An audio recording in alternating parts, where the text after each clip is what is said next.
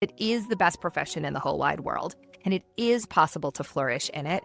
And here is something that's going to help us do that. She told herself she couldn't do math, so veterinary medicine wasn't for her. Then she went on a 3-month road trip, listened to a voice she had been ignoring, and changed everything.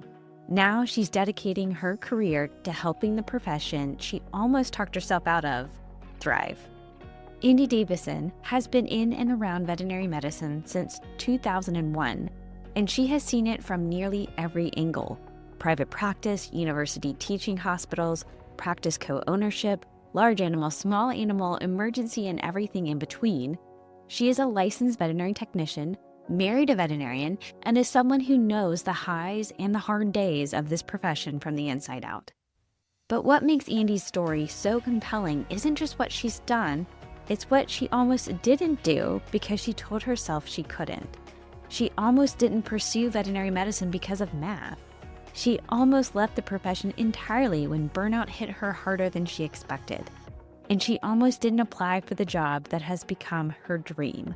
Today, Andi works as a positive change agent with Flourish Veterinary Consulting, bringing the science of positive psychology into veterinary medicine and helping teams and veterinary professionals at every level discover that thriving in this career isn't just possible, it's something we can actively build towards. In this conversation, we talk about Andi's journey from horse-obsessed kid to credentialed technician to well-being advocate, the moment burnout showed up in a way she'll never forget, what positive psychology actually looks like in veterinary medicine, and 2 simple but powerful tools she wishes every veterinary professional had from day one. Andi is warm, energetic, and deeply self-aware. Let's get to the conversation with Andi Davison. When did you know that you were interested in animals and potentially veterinary medicine? Megan, first off, thank you so much for having me. I'm so excited to be here with you and your listeners. To your question, when did it all begin, right? I am one of those veterinary professionals that has loved animals my entire life. As a kid, I had 485 million stuffed animals all over my room, right? So many of them that you could barely see my bed. And I would drag them all over the place with me. I was drawn to any animal. In fact, my family, they used to call me Ellie Mae because I loved the animals. I always wanted to go to wherever animals were.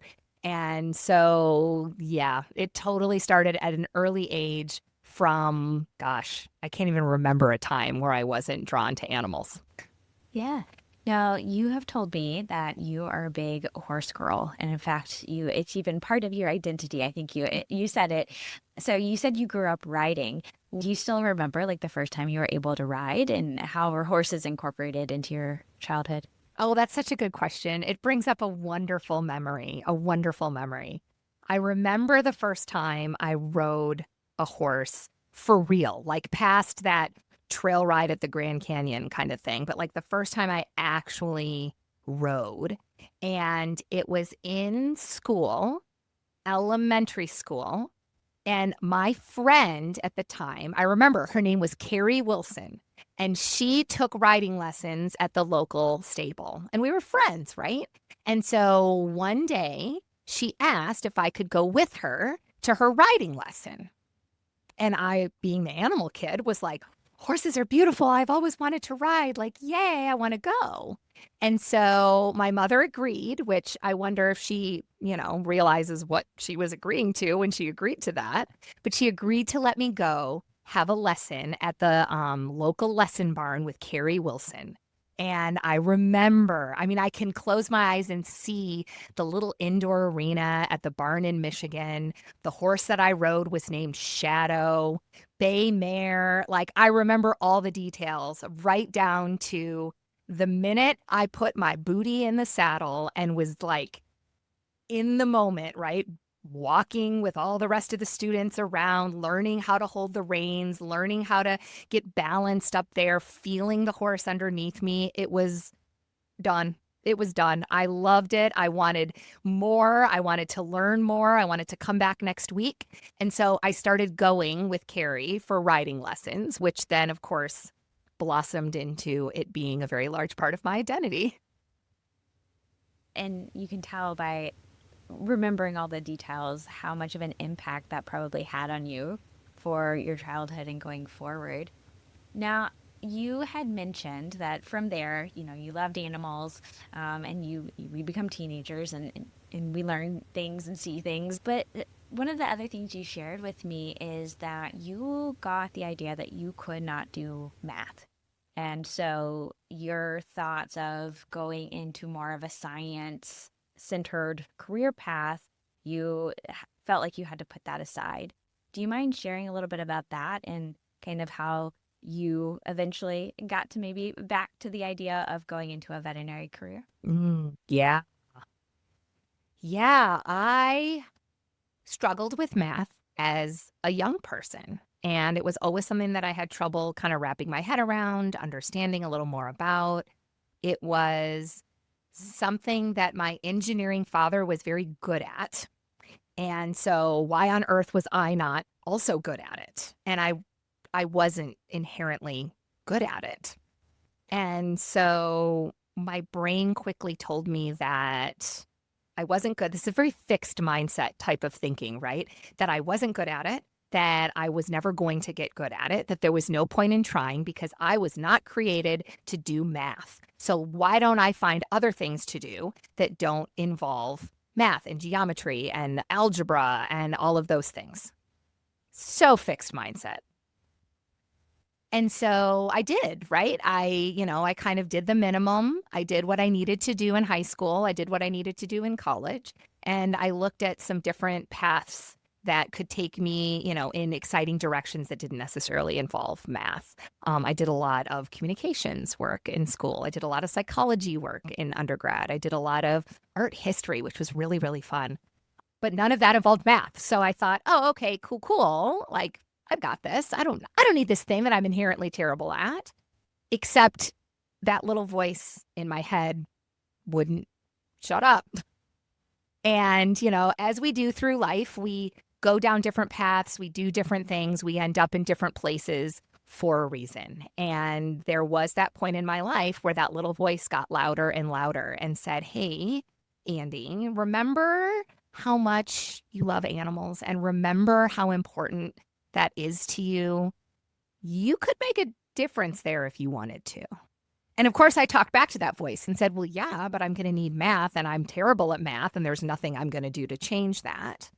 And the voice was louder than the self-doubt in that it kept saying, yes, and you could still do this. Yes, and it's really important to you. Yes, and remember and look at how much you light up at the possibility of making a difference for animals. The math can't be that bad, can it? And so I decided to find out how bad it could really be, right?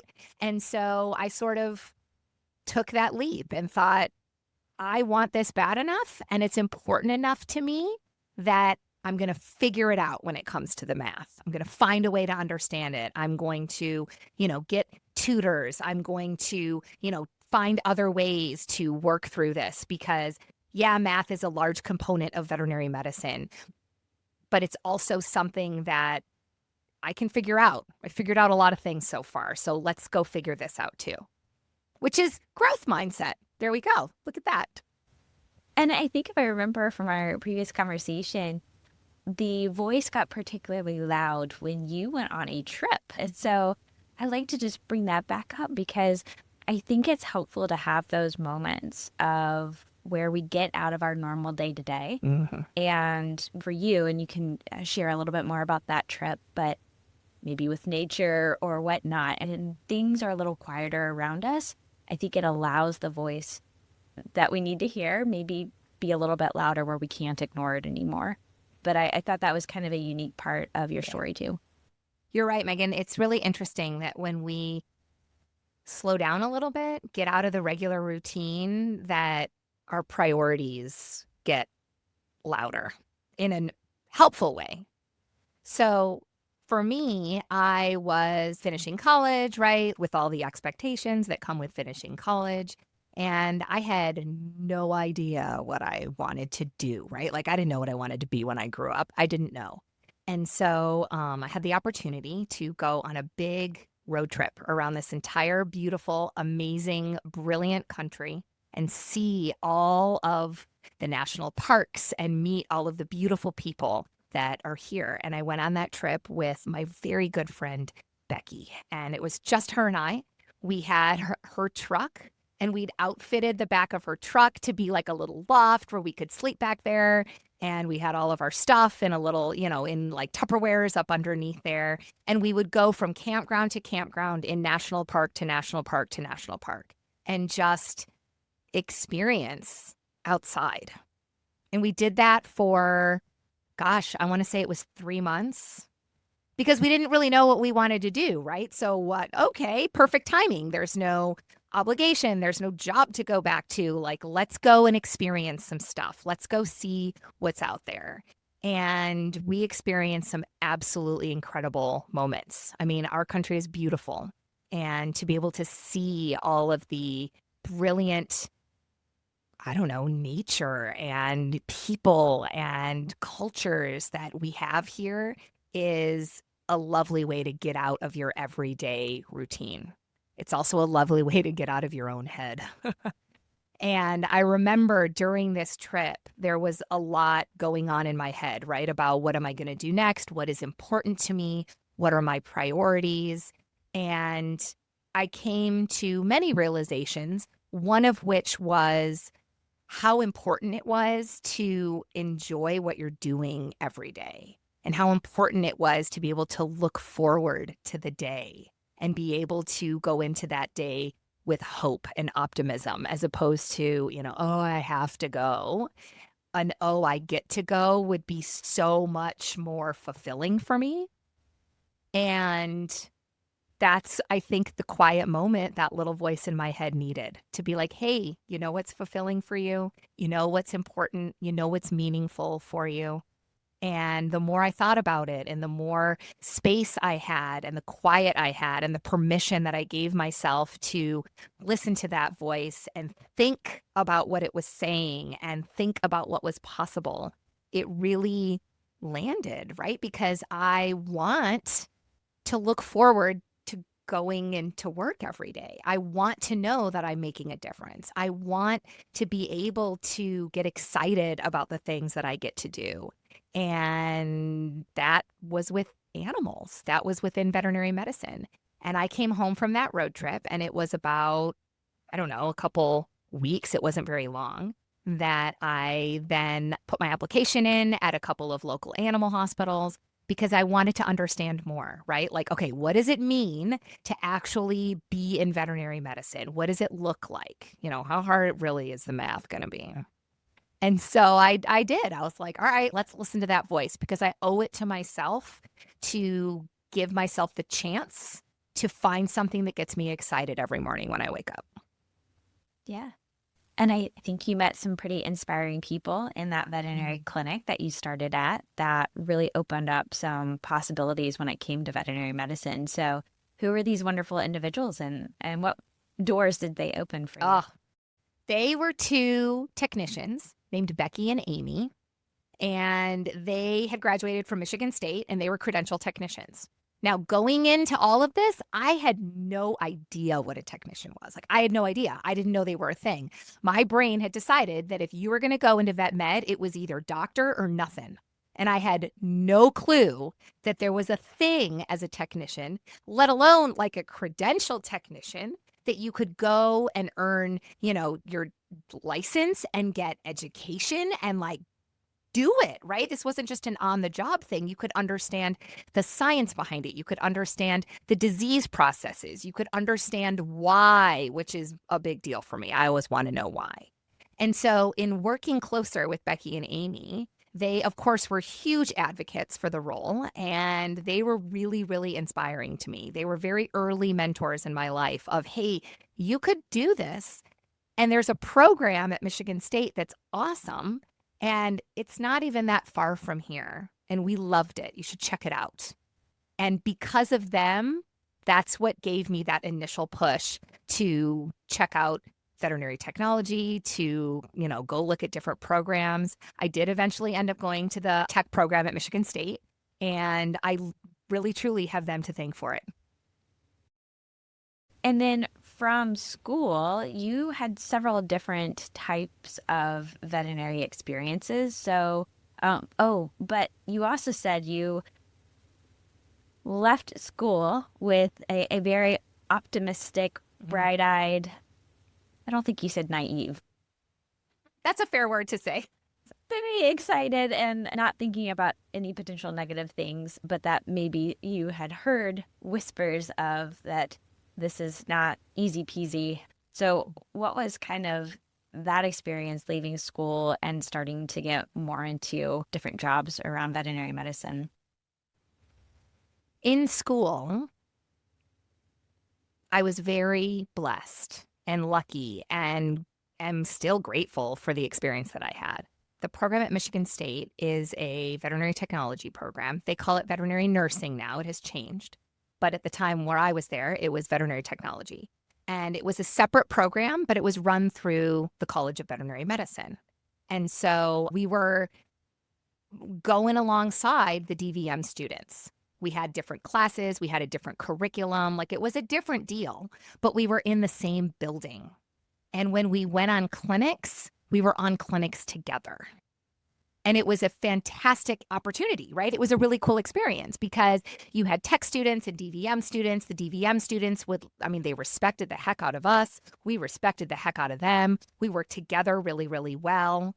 And during the last few years, especially on clinics, you would hear whispers of the veterinary profession, is struggling sometimes, and you're not going to make the money you think you're going to make. And, that's great that you're credentialed, but it's not going to always matter. And, people out there in the world have no idea what a tech is. It's not going to be all unicorns and rainbows like what you're experiencing now.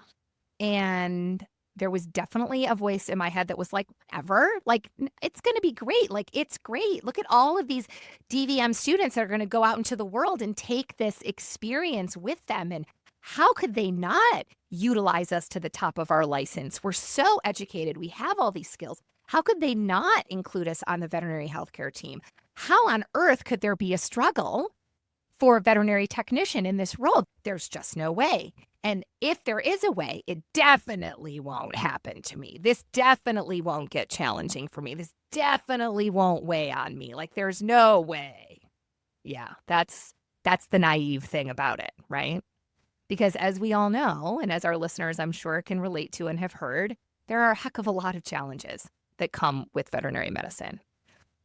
Yes, the money's not great. Yes, veterinary technicians are not utilized to the top of their license the way that they should be. Credentialing is a whole separate conversation. Licensing, whole separate conversation. There are challenges. The public has no idea what we are. All those things, right? And as I went through, my different professional experiences after school, ever so slightly, and if every, week, one of those things would start to become a little bit clearer. And there would be a situation where I was, pushed aside for a skill that I absolutely had because somebody else, could, should, or had, more right to do it. Or, yeah, the paycheck wasn't the numbers I wanted it to be. Or, yeah, I wasn't, being asked to be included in on some of the cases or situations or ideas. And they kind of became clear in that picture of what the challenges are in veterinary medicine, and for me, technicians specifically. And I remember about, I don't know, maybe 3 or 4 years in, I thought, oh God, all those things that people warned me of are like actually happening out there. I need to make sure that they don't happen to me. Because they're not going to happen to me, but I need to make sure because they're like an actual threat. And like I said, every month, every new position, every new team, every new experience definitely brought to light one of those things that made me go, huh, there's that challenge again. I mean, I was naive in school. It's true. So I want to ask current Andi, Mm-hmm. with all of your knowledge now and your expertise in positive psychology and Mm-hmm. culture and all the things, Mm-hmm. looking back at the scenario of people warning of the challenges in veterinary medicine, what is the best approach to support students that are in an amazing scenario? You're getting excited, you're ready to go out and be professionals. What is the right, I don't know if balance is the right word, but how do we best prepare in a supportive, empowering way Mm-hmm. at that stage? Like, how would you best encourage veterinary professionals? I love this. This is such a good question, Megan. For me, the thing that was missing was that empowerment component. And I really think that these challenges are legit challenges and that we need to talk about them. We need to be transparent about them. There is not a whole lot of benefit that comes from ignoring them or hiding them or not bringing them up because they'll figure it out eventually. I think having conversations about what they are is critical, and continuing that conversation by sharing resources, by sharing realistic ways to manage that chaos, that adversity, those emotions that are going to show up because they're gonna.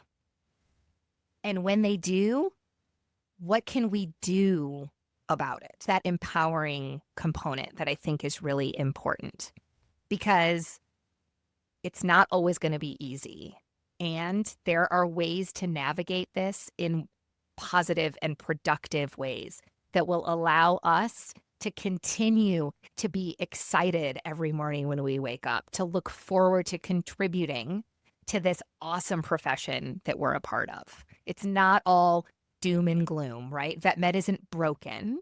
It's just we need to understand more about what's out there for us and what tools and skills and support systems we have and need so that we can continue to productively navigate our day. So, if you were able to give words of wisdom to Andi about to get out of vet school, what would you say? That what would be the difference? It sounds like, yes, conversations about the challenges, but what's one or two tweaks that maybe you could bring to at least give them the tools to be able to deal with some of those challenges? Absolutely. I think current Andi would encourage past Andi to intentionally go out and get some of those skills, develop some of those skills, because they're going to be just as important as the technical stuff that I'm so excited about being able to do. It's really cool to put a central line in a dehydrated chihuahua and like hit it and do it and get it in and get it taped and doing it. And communicating with your team is equally as important. And maybe I didn't get that stuff in school, which I didn't. Now, it's been many years since I've gone to school. Things are starting to change a little bit. But chances are we're not getting that stuff at a level that we need. And so you're worth it, right? Your success is worth it. The light that you create for yourself within this profession is worth it. And finding ways to make it shine as brightly as possible is always going to pay off. So if you didn't get this stuff in school, which I know you didn't, Andi, maybe intentionally go out and find some way to build those skills or have conversations with people that can help guide and support you along the way. And luckily, you did at least appreciate communications back in undergrad. I think that's a great point. All of the communication skills that are also very transferable are probably going to come in even more need. When we leave vet school, we prioritize that medical knowledge. And just encouraging the appreciation of all those other communication people skills, because you're going to use it whether it's within your team or with clients. And I think when you're able to communicate things a little bit better, and I'm sure you could probably talk a lot on that and how that can also improve culture and overall experience in a job. Yeah. I love what you just pointed out, Megan. The idea that communication is critical to human connection, regardless of where those humans are, right? Whether or not they're colleagues and team members, whether or not they're clients, whether or not they're friends and family, whether or not it's the guy behind you at the grocery store, right? Like, as humans, we communicate. And when we communicate, we connect with one another. And because of that connection, we create a culture. And often, it can be a productive and meaningful and magical and engaging culture. And sometimes it can be quite the opposite. But often that will start with communication, how we communicate with one another as humans. Now, you had a moment that you described as feeling very sudden when a lot of emotions kind of came all at once, and you showed signs of what we can call burnout. And one of those is the feeling of what I call as apathy, where you don't care as much anymore. And that impacted you when you realized that you were having those feelings. So can you kind of describe that moment and what you did about that? Yeah. Megan, that's a moment I will never forget. It is a moment that I was very disappointed in myself for a really long time for even feeling, but have since been able to work through, and I understand more, right, about what it is and why it showed up for me. But it happened not too long ago, but I was working at a big hospital, busy hospital, lots going on. I had a fantastic team of technicians. I worked with some really great humans, some incredible doctors, some awesome patients. I mean, it was large animals. So we had all sorts of really cool patients, all sorts of like variety, right? Like all of the things that you hope for in veterinary medicine. And I was doing it. And the moment that it hit me, so I know that this was all building and happening, like leading up until this moment, but that moment that really took me by the shoulders and shook me was a day that we were insanely busy with a gajillion patients. Every stall was full. My treatment tech team was short staffed, right? Because nobody can relate to that. And we had a couple of upset clients up front, and it was chaos. Like it was full blown chaos. And I was one of the leaders. And so everybody was turning to me for what are we going to do? How are we going to do this? How are we going to get it done? What's going to happen? And I literally said the words, I don't know. Sometimes to get through days like this, you have to simply not care. That, like, it's still hard for me to think about that. The fact that I would say that to anybody is not me at all. Because if you haven't figured out by now, I care a lot. I have a lot to say. I care a lot. And for that to come out of my mouth, that made me realize that something wasn't right, that something was happening, and that something needed to change. And I did. I took a bit of time to kind of reflect on what that was, because that's a disappointing thing to come out of my mouth. And I needed to understand why it came out of my mouth. And understanding more about what burnout is, what compassion fatigue is, understanding what that does to our brains, that helped me realize that it wasn't that I didn't love veterinary medicine anymore, because I thought that for a long time, right? I thought, oh God, if I don't care, well, then clearly vet med, it's just not for me anymore. And there needs to be something else. And I need to bail, I need to jump ship. I need to go find something else that I do care about. But here it is, that voice that has a way of noodling its way into my thoughts kept telling me, but Andi, vet med is where you love to be. Vet med matters to you. Vet med is important to you. Remember how important it was to you? Remember how math didn't matter that much once you got in it and how much you loved it? And I kept having these conversations with myself. And it took a minute, right? Because the easy way out would have been jump ship, find something else, go a different route. But that voice wouldn't let me do it because it knew how much vet med meant to me and how important it really was. And so I realized that it wasn't vet med that was the problem. It was more the tools. It was more how we communicate with vet med. It was more how we show up. It was more the situation that needed some adjusting. And it was at that time, right? The universe has a way that I was able to go to a conference. I went to the FBMA conference in Orlando, and I got to listen to somebody very important and exciting talking a little bit more about this exact thing. The fact that we can thrive in veterinary medicine, that it is possible, and that I wasn't alone for feeling this way, and that there were things that we could actually do to create spaces that allowed us to get excited about getting up and going to work and looking forward to that difference that we made. And that came at a great time because it reminded me and it showed me that nobody was broken. It wasn't broken. We just needed to regroup. We just needed to really kind of focus on another component of veterinary medicine that could help strengthen that foundation.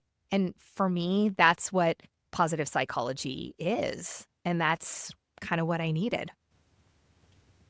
Well, going back to what you said about it's about knowing the tools or having the resources to navigate. And I'm sorry if I took too much into this, but you said something about not alone in your feelings. Did you feel alone? Was that a big part of your concern? Yes and no. That's a really good observation and a really good question because I didn't feel alone in the fact that I was struggling in veterinary medicine, okay? Because a lot of people and a lot of us are talking about the challenge that comes with being a veterinary professional. If we're being totally honest, what I think I felt alone in was the fact that I didn't want to feel that way. I didn't want to not care. I didn't want to find another path. I didn't want to give up vet med in search of something else. And so because I didn't want that, but I didn't know what else to do, I think that's where the loneliness set in. All the more to find these stories and to share our stories because that's when we start to realize how not alone we are sometimes. And I'm so glad that you found Josh Weissman. Yes, that is that very amazing human that I had the chance to go and see speak at the conference so many years ago. I loved how you were describing, he had several different talks and you went to all of them. And each time you got a little bit closer to the front of the room, went up and asked questions between each one. And he had some great tools and resources. So what did you do after hearing these good messages around hope, and what tools did you leave with? That afternoon in Josh's sessions were and always will be a very defining moment in my life. Josh was saying the things that I knew were possible, but had never heard anyone else say out loud. And you're right. Every session, I literally moved closer and closer to the front of the room, and I harassed him in between each session with like all kinds of questions and thoughts.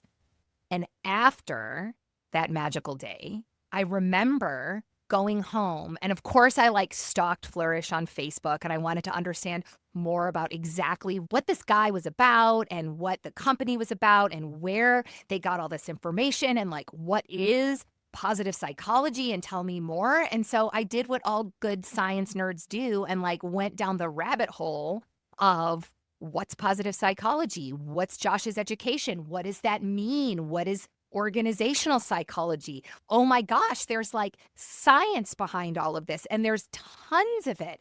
Josh talked about some of that science, but man, he only scratched the surface. And so I absolutely totally went down that rabbit hole. And then I kind of shifted to think, okay, so Josh is onto something here, and Flourish has got something figured out. Surely, Megan, there's a whole bunch of other organizations out here that are doing this. Surely there's a ton of opportunity. Surely these conversations are being had all over veterinary medicine.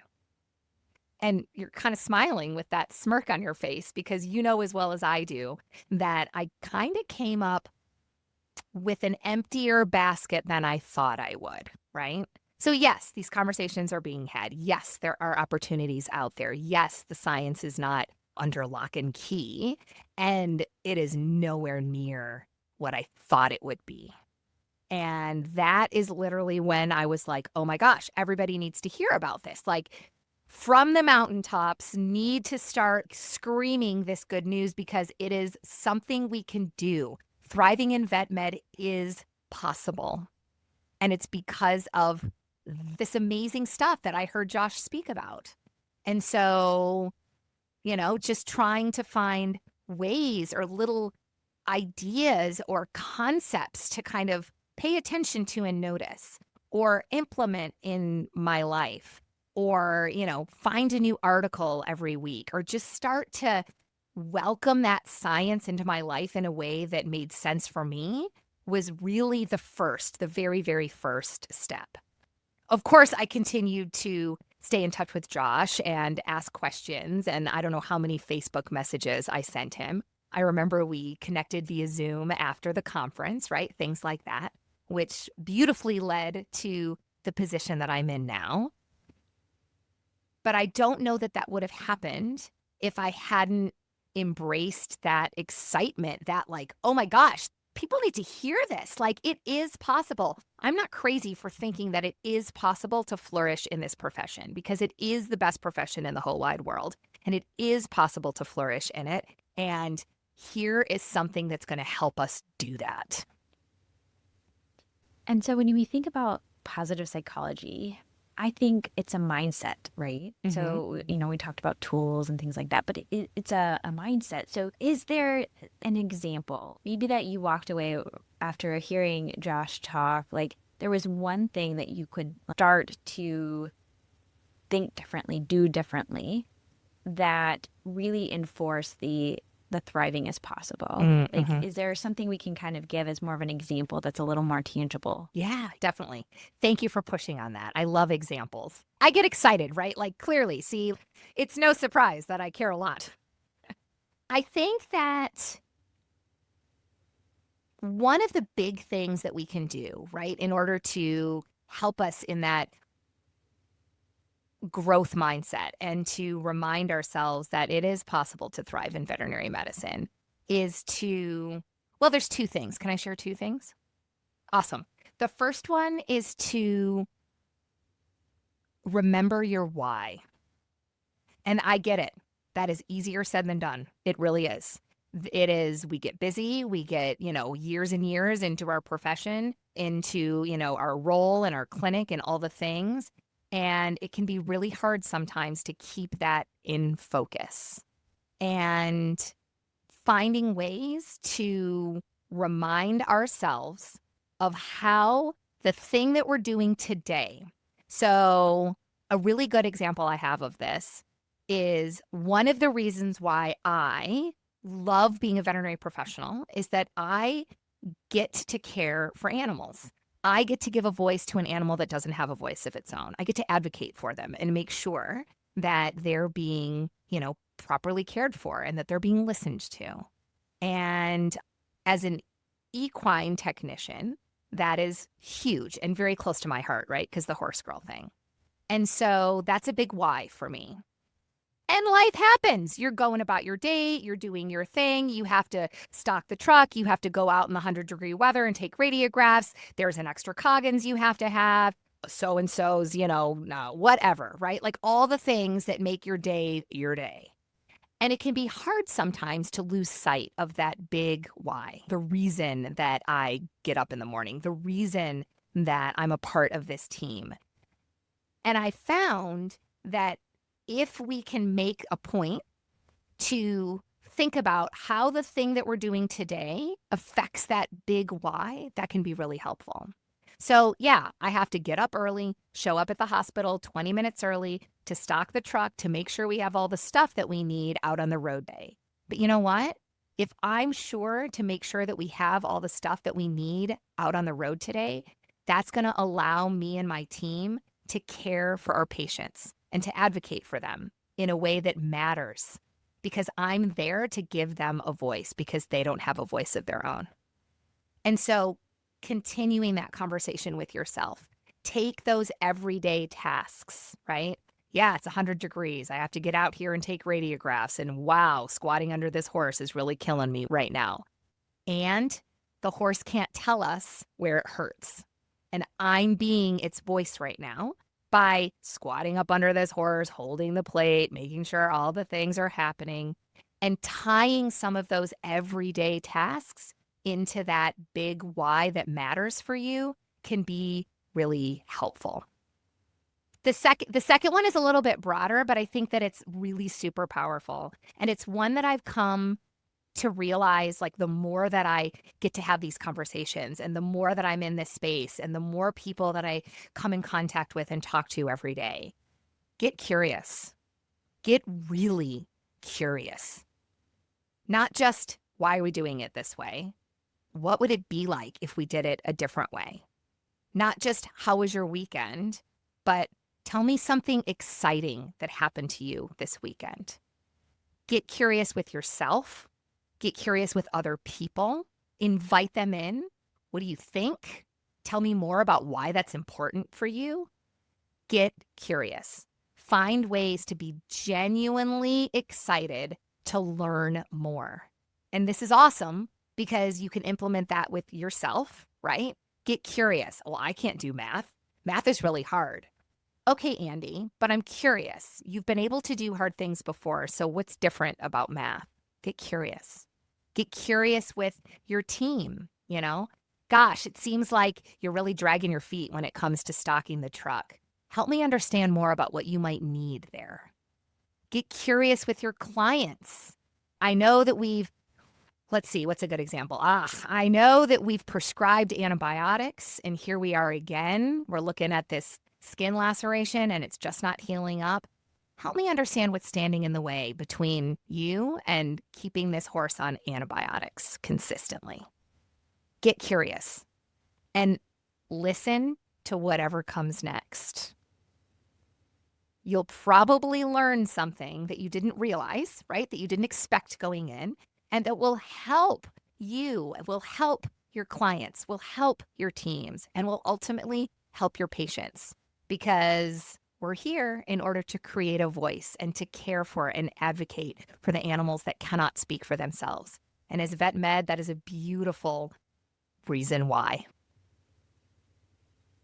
Love how you directed that back to being curious about yourself too. Mm-hmm. I think I am speaking generally, but I think a lot of people in veterinary medicine are very self-critical and we give ourselves a hard time. And if we turn that curiosity in on ourselves too, I think that is also a really special gift to find the thriving, to find the happiness. Yeah. So that was a very good point. Oh, you nailed it. It starts in our own head, right? Like, it starts in our head, and we can be very, very critical of ourselves. And the one I love, right? Like, it's always good to have little questions or little thoughts or like little scripty scripts, because sometimes this stuff is hard because it's really easy for us to be self-critical and just accept that and move on, because we've been doing that for our whole lives. And that's how, our neuro pathways are smoothest. So when we go to make that change, it can be kind of awkward and a little bit intimidating to sometimes get curious with ourselves. The question I love is, that's not true because, and I guess it's not a question, but it's still pushing back and getting curious, Andi, you're just not good at math. You've never been really good at math. Well, that's not true because.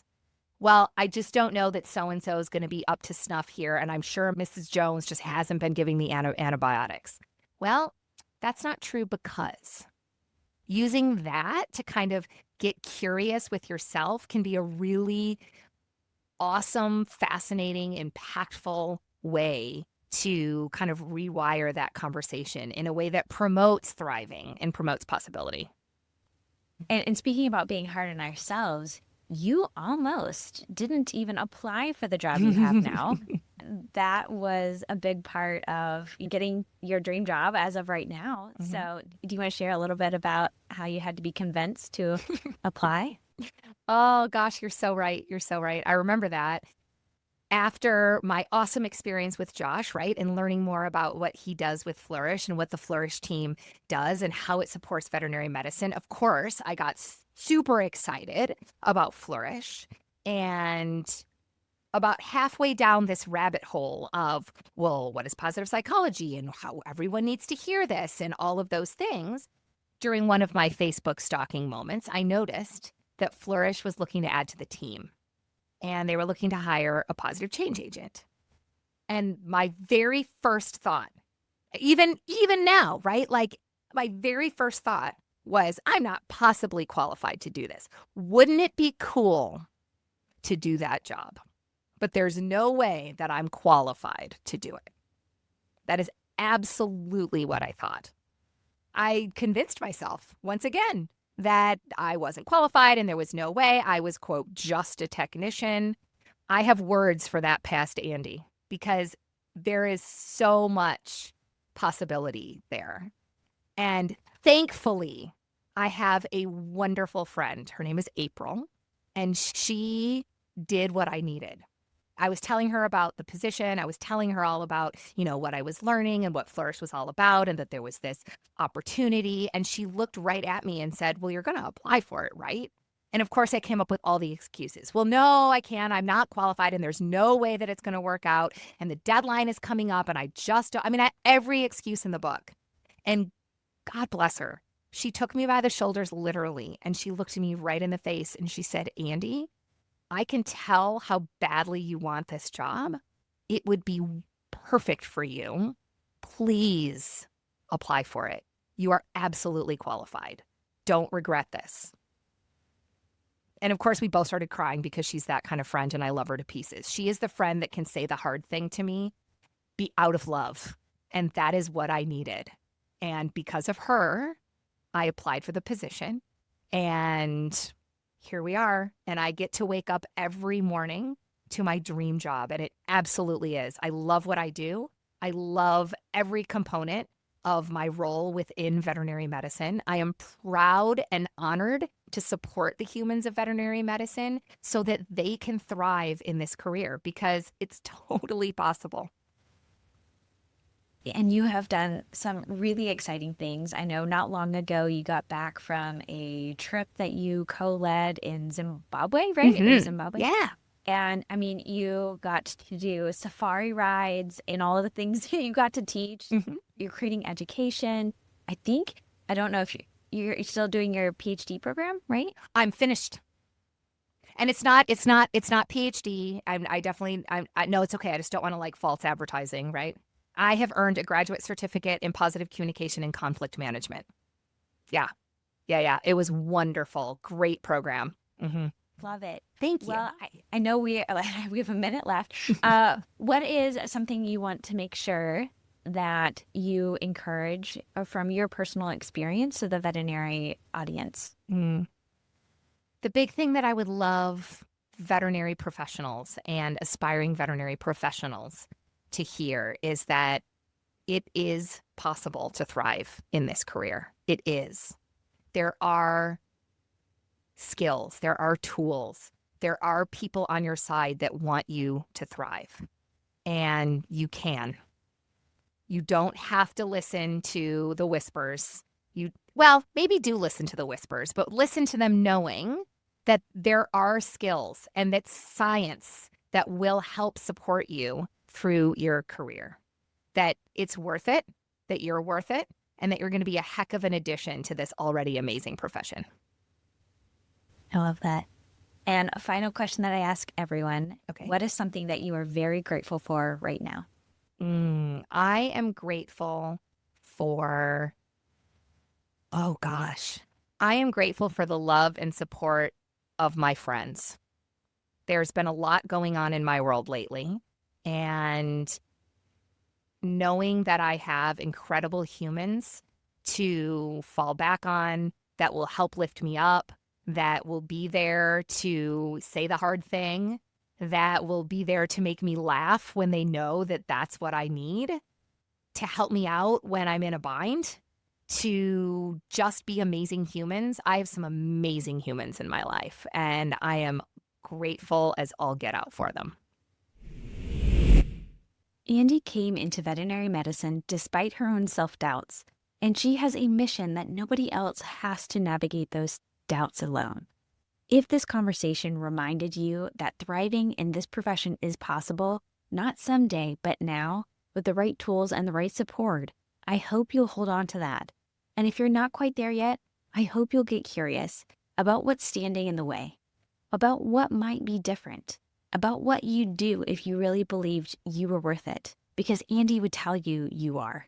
If you want to learn more about Flourish Veterinary Consulting and the work Andi and her team are doing to help veterinary professionals thrive, links are in the show notes. And if today's episode sparked something for you, I encourage you to reach out to her directly.